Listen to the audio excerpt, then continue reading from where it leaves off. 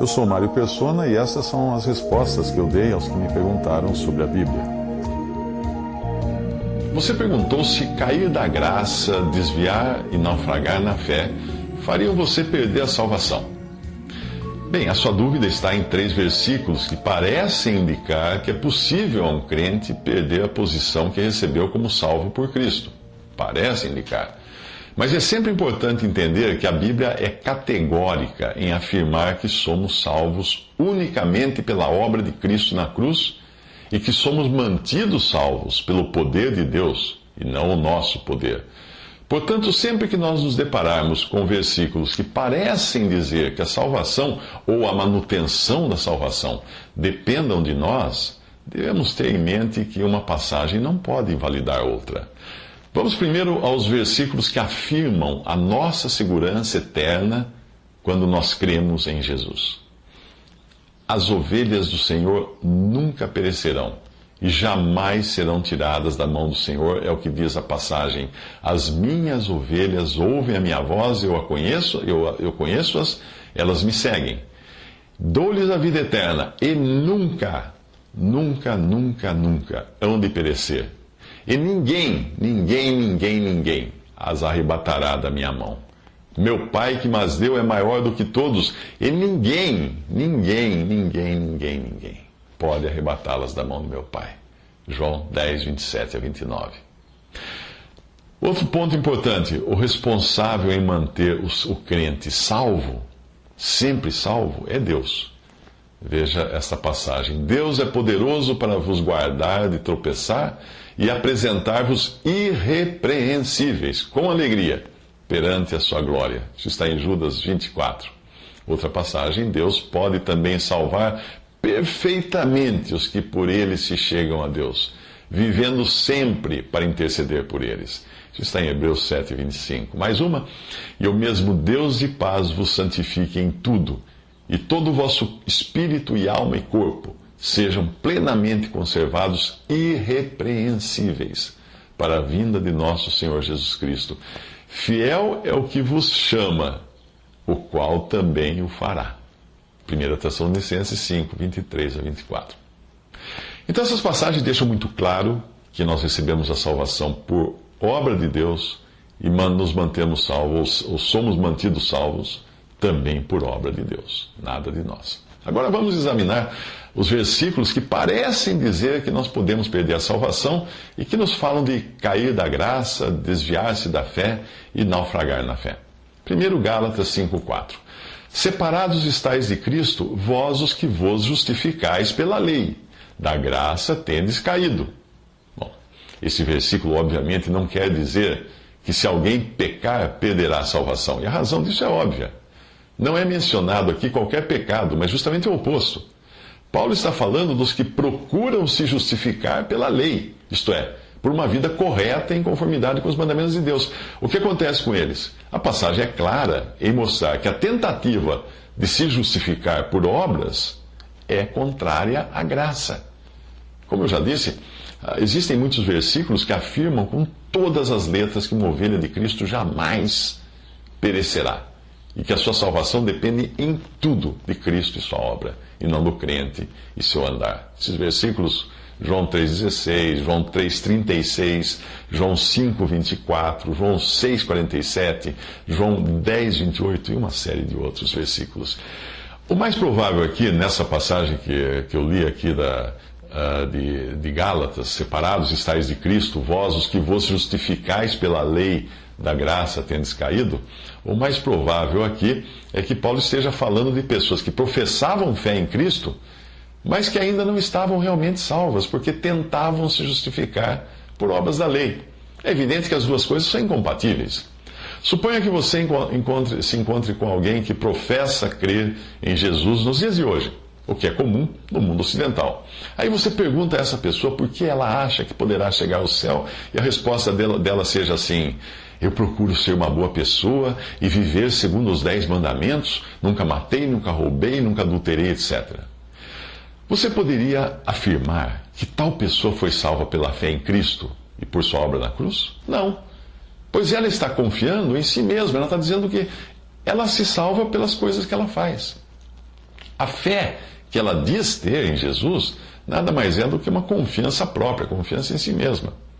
Aí você encontra um outro exemplo de pessoas assim, porém referindo-se aos judeus, que viveram nos tempos de Jesus. Você encontra isso em Hebreus 6. Veja essa passagem também, que causa muita dificuldade em alguns. Porque é impossível que os que já uma vez foram iluminados e provaram o dom celestial e se tornaram participantes do Espírito Santo e provaram a boa palavra de Deus e as virtudes ou poderes do século futuro e recaíram, sejam outra vez renovados para arrependimento, pois assim quanto a eles, de novo crucificam o Filho de Deus e o expõem ao vitupério. Hebreus 6, de 4 a 6. Veja que a passagem está falando de pessoas que foram privilegiadas com todas essas coisas porque acompanharam de perto Jesus. Judas foi um deles. Mas a passagem não diz em nenhum momento que elas tenham crido em Cristo ou que tenham sido salvas por Cristo. Não. 1 Timóteo 6,10 diz que o amor ao dinheiro é a raiz de toda espécie de males. E nessa cobiça, alguns se desviaram da fé e traspassaram a si mesmos com muitas dores. A dificuldade com esse versículo está por se achar que na Bíblia a palavra fé esteja sempre associada à salvação. Mas não é assim. A fé da qual fala aqui nesse versículo, quando diz que nessa cobiça ao dinheiro, alguns se desviaram da fé e se traspassaram a si mesmo com muitas dores, a fé da qual fala esse versículo não é a fé que nós exercemos em Cristo e na sua obra no momento em que cremos. Não é a fé que nos salvou. Não é essa fé que nos salvou, mas essa é a fé exigida do crente para cada instante do seu andar. Porque andamos por fé e não por vista. 2 Coríntios 5,7.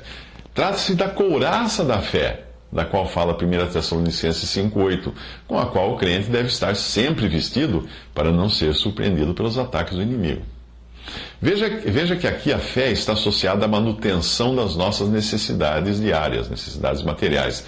Daí a menção do amor ao dinheiro. Quando nós perdemos a fé ou confiança de que Deus é quem supre as nossas necessidades, nós passamos a cobiçar mais e mais. E aí então nós sucumbimos ao desejo pelas coisas terrenas.